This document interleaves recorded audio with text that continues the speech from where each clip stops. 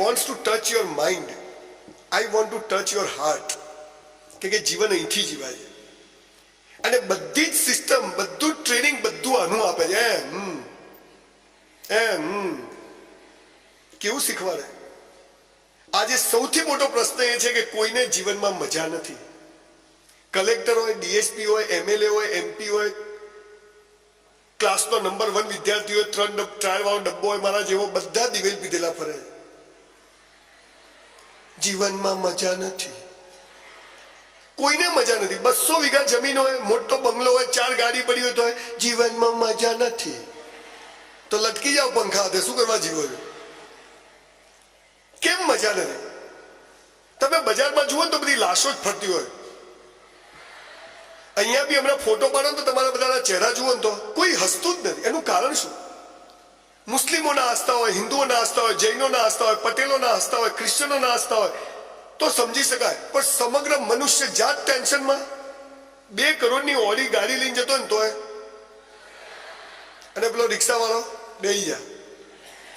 તમે ઉતારો તો ખબર ના પડે ઓડી કોની, રિક્ષા કોની. સાહેબ 10 લાખ રૂપિયાનો પલંગ આવે પણ 10 લાખમાં ઊંઘ ના આવે. આપણને જન્મજાત બધું ખોટું શીખવાડે. અને એનું પરિણામ એ આવ્યું છે કે કોઈને સાચી વાત ખબર નથી. મને ખબર પડી કે મારો દાવો નથી, પણ બહુ જ ગરીબ ઘરમાં જન્મ્યો. કોઈ પણ વાર્તા આવે તો એક વાક્ય આવે, ખબર તમને? એક દરિદ્ર બ્રાહ્મણ હતો. બ્રાહ્મણ સાલો ગરીબ જ હોય. હું એકચ્યુઅલી એને શોધું છું, સાલો જડતો નથી કોને લખી. નહીં તો એને મારી મર્સિડીઝ બતાવું કે જો આને બ્રાહ્મણ કહેવાય. આવા ગરીબ ઘરમાં આપણો જન્મ થાય, 2 ટાઈમ ખાવાની તકલીફ. મારા બાપુજી ગોટલા ઉપર દરજી કામ કરે, 4 ભાઈ બહેન. મારી પાસે એક દફતર હતું, ઉપરથી ચોપડી નાખો નીચેથી નીકળી જાય, એટલે સાલું વાળીને પકડવું પડે. પગમાં સ્લીપર સેફ્ટી પિન મારેલી જ હોય. આવા ગરીબ ઘરમાં આપણો જન્મ થાય ને પછી આપણે સ્કૂલમાં જઈએ એટલે હાલા શિક્ષકો શું શીખવાડે ખબર છે? ધ્યેય ઊંચો રાખો. કે આ તંબુરામાંથી રહે ધ્યેય ઊંચો? આવા ગરીબ ઘરમાં જન્મ તો ધ્યેય ક્યાંથી ઊંચો રહે? પછી બધા શિક્ષકો કે પોઝિટિવ વિચાર કરવાના, નેગેટિવ નહીં કરવાના. નેગેટિવ ધક્કા મારું, જા જા જા. યંગ છોકરા છોકરીઓ, સાહેબ અત્યારે સમાજમાં સૌથી મોટો પ્રશ્ન જે છે, છોકરા છોકરીઓના પ્રેમ પ્રકરણો, સેક્સ્યુઅલ પ્રોબ્લેમ્સ. બહુ જાહેરમાં મારી જબાન બહુ ખરાબ છે પણ દિલ બહુ સાફ છે. સ્કૂલ લાઈફમાં છોકરા છોકરીઓના મા બાપ કે ગંદા વિચારો નહીં કરવાના, સેક્સના નહીં કરવાના. અલા ઉંમરમાં એ જ આવે, બીજું આવે જ નહીં. અને ના આવે તો લોચાવાળો કેસ કહેવાય. પણ આ ગંદા વિચારો સાથે કેવી રીતે જીવવું? E = mc². શક્તિઓનો નાશ થતો નથી, ટ્રાન્સફોર્મેશન થાય. What is the meaning of education? To educate. અંદરની શક્તિઓને બહાર લાવે, ધેટ ઇઝ કોલ્ડ એડ્યુકેશન. શું આપણા એવું થાય છે? નથી થતું. સાહેબ 900 થી વધુ સ્કૂલ કોલેજોમાં ફર્યો છું, દુનિયા ફર્યો છું, દરેક પ્રકારની સ્કૂલ કોલેજોમાં ગયો છું, પણ મેં બધે જ જોયું. કદાચ આ મેં પહેલી એવી સંસ્થા જોઈ છે કે જ્યાં સ્પોર્ટ્સમેન અને ભણવા સિવાયના લોકોને ઇનામો આપે છે. આટલા મોટા પાયા. છોકરા નેશનલ ઇન્ટરનેશનલ લેવલે જાય. એ ગરીબ ઘરમાં જન્મ્યો. મારા આખા સેમિનારનો પાયો શું છે હું તમને થોડી માંડીને વાત કરું છું. એકવાર 8મા ધોરણમાં મેં ઘરે ઝઘડો કર્યો. મારા બાપાને કીધું સાયકલ લાવી આપો. મને કે કેમ? બધું બધા સ્કૂટર લઈને જાય, લ્યુના આપણે ચાલતા. મને કે બેટા આપણે ગરીબ છીએ. બધું ગરીબ એટલે શું? મને કે પનો પહોંચે નહીં. મેં તું સાયકલ લાવી આપો, નહીં તો સ્કૂલ નહીં જવું. થોડુંક ખોલો છે. અને એ દિવસે મારા અભણ બાપાએ મને જે વાત કરી, and that was the turning point of my life. મારા મા બાપ બિલકુલ અભણ અંગૂઠા છે, પણ હું માનું છું આ દુનિયાના સૌથી બેસ્ટ મા બાપ મને મળ્યા છે. એનું મને ગૌરવ છે. બધાને હોવું જોઈએ મા બાપ માટેનું ગૌરવ. અને ત્યારે મારા બાપુજી મને જે શબ્દ કહ્યો, and that was the turning point of my life. મને કે સાલા કોઈ કરોડપતિ ત્યાં જન્મ્યો હોત તો હું સાલી વાત સાચી, અહીંયા શું કરવા આવ્યો? ધીરુભાઈ અંબાણી ત્યાં જન્મ્યો તો તકલીફ જ નથી, પણ હવે આવી ગયા તો આવી ગયા. ક્યાં જન્મ લેવો આપણા હાથમાં છે? મેં કીધું એ તો મારા હાથમાં નથી. મને કે બધું તારા હાથમાં છે. બધું કેવી રીતે? મને કે બેટા ખૂબ કસરત કર, ખૂબ ચોપડીઓ વાંચ, તન અને મન મસ્ત હશે ને તો ધનના ઢગલા થઈ જશે. સાહેબ હજારો પુસ્તકો, 4 થી 5 હજાર પુસ્તકો વાંચીને તમારી સામે ઉભો છું. અને સવારે 100 દંડ મારીને ઘરમાંથી બહાર નીકળું છું at the age of 52. 100 dips મારું. No diabetes, no blood pressure. અને ત્યારે એ ગરીબ ઘરમાં જન્મેલો સંજય રાવલ અત્યારે મારી 160 બંગલોની સ્કીમ પૂરી થવાઈ. 200 દુકાનોનું જબરજસ્ત મોટું કમર્શિયલ કોમ્પ્લેક્સ બનાવું છું. Recently, I have purchased a palace of Palanpur Nawab and I'm going to start a heritage hotel over there. 2 gym ચલાવું છું, 2 બુક સ્ટોર ચલાવું છું, ગાર્મેન્ટ સ્ટોર ચલાવું છું, વિટામિન સી જેવી ફિલ્મો બનાવું છું, પુસ્તકો લખું છું અને આવી કથાઓ કરું છું. છે ને જલસા?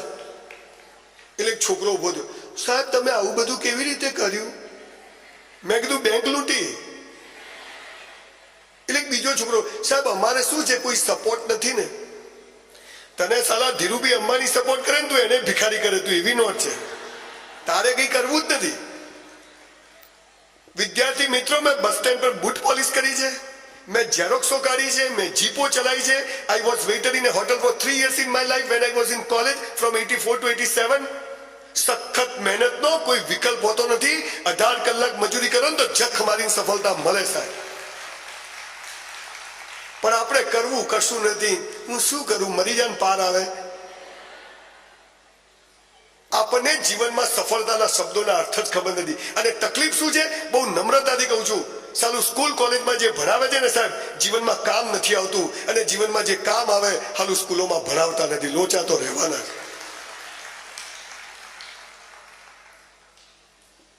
કેવું શીખવાડે સ્કૂલોમાં તમે જુઓ. આ સ્ટેજ બનાવવું હોય તો 100 માણસો 100 દિવસમાં બની જાય, બરોબર? 200 માણસો કેટલા દિવસમાં બને? 50, 400 હોય તો 800, 1600, 3200, 1 લાખ હોય તો 1 મિનિટમાં બની જાય. આ સાલા આવું શીખવાડે આપણને. આમ કરો તો આમ થાય, આમ એલા ના થાય તો થતું હોય એમ થાય. બેટા ગાંધીજી જેવા બનો. અલા કસ્તુરબા ક્યાંથી લાવું? એના માટે દેશ ગુલામ હોવો જોઈએ તો ગાંધીજી હાલ થોડા થવાય. ભગતસિંહ જેવા બનો. અલા બોમ્બ ફેંકવો પડે, હાલ ફેંકાય? આપણા વાળા મરી જાય. વિદ્યાર્થી મિત્રો, કોઈએ કોઈના જેવું બનવાનું નથી, પણ દરેક બાળકે પોતાની જાતને ગઈકાલ કરતા આજે બેસ્ટ બનાવવાની છે. આટલું જ કરવાનું, બીજું કશું જ નહીં. કોઈની ફિંગરપ્રિન્ટ એક જેવી છે, એક ઝાડ ઉપર 2 પાંદડા એક જેવા હોય તો કોઈ કોઈના જેવું બની શકે? સાલો પાયો જ ખોટો. ધર્મગુરુ કે તું પાપી છે, સ્કૂલ વાળા કે તું ડોબો છે, એટલે આપણે હું ડોબો છું. ગણિત નહીં આવડતું, ભૂગોળ નહીં આવડતું, બહાર બતાવ તને શું આવડે. આખી વાત જુદી છે. 5000 વર્ષની સંસ્કૃતિ વાળો દેશ, શકો, હુણો, આર્યો, અંગ્રેજો, મોગલો આપણી પથારી ફેરીને ગયા, હજી આપણે સુધર્યા નથી. 300 ધર્મ અને 3000 સંપ્રદાય દિમાગની પથારી ફેરવી નાખી. કેટલી શિખામણો. આ દુનિયામાં સૌથી વધારે શું અપાજ કરો? શિખામણો. અને સૌથી ઓછું શું લેવાય છે? શિખામણો. કે આપવા લેવા વાળા 2 સમજે તો બીજા માટે હાલ ઠોકે જ જાય છે. લો લો લો.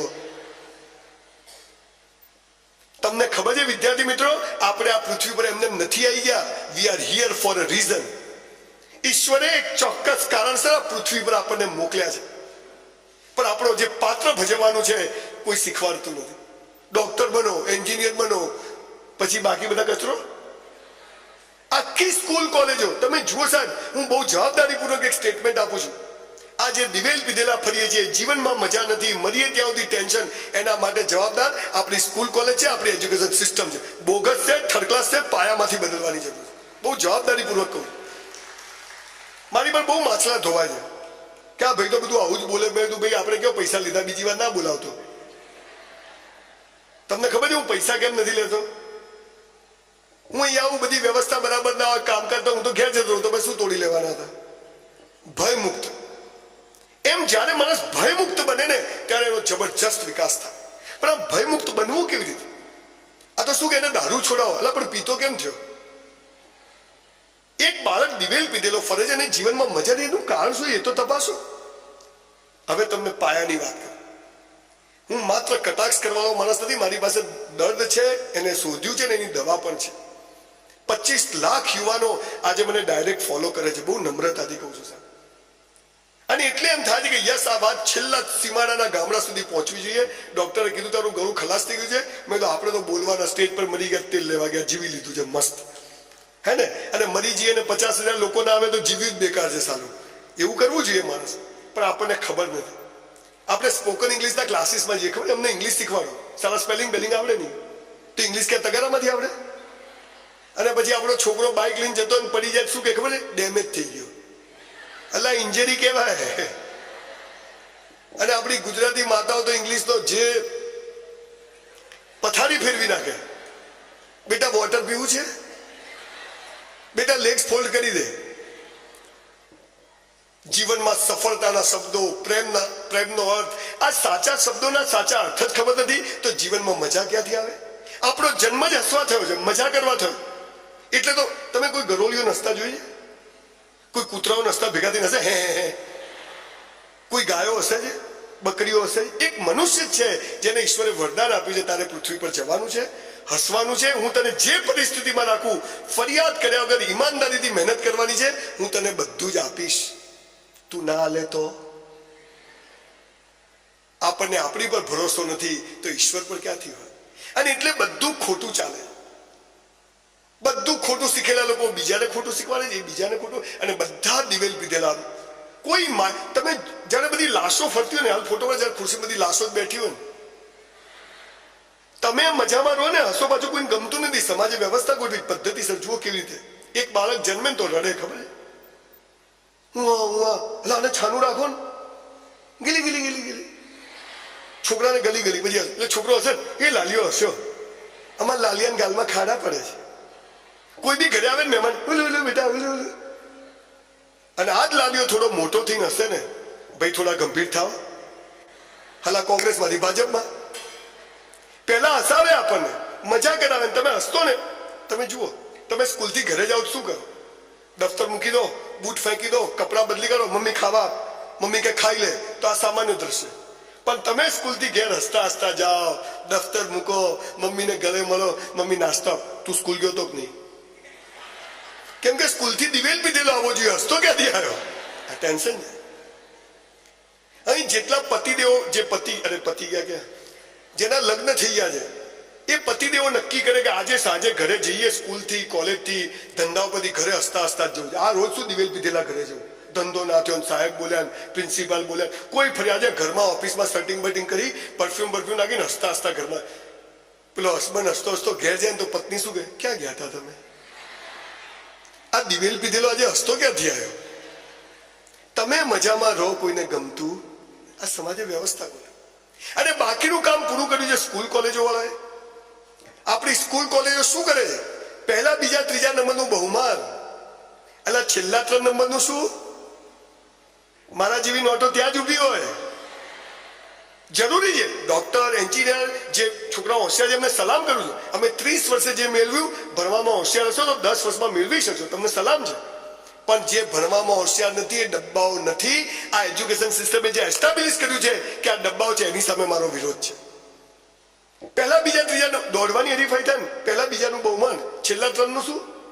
આ ભાગ ના લેતા નંબર આવે. આ એકલા ક્યાં દોડે? જાઓ દોડો. એટલે આ છે તો તું છે, આ છે તો તું છે.